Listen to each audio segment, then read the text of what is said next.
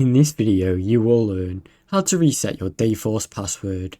Go to the Dayforce login page. Open your browser and go to your company's Dayforce login page. Click on Forgot Password under the login field. Enter your user ID. Type in your user ID, usually your employee ID or email.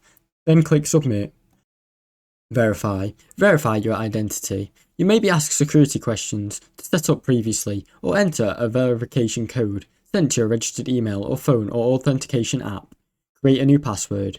Create a new password and confirm it. Make sure the password has at least 7 characters. Include at least 3 of the following: numbers, lowercase, uppercase letters and special characters, such as hashtags or more.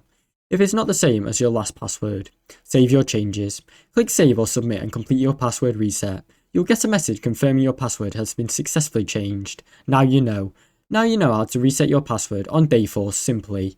Thanks for watching. Don't forget to like and subscribe.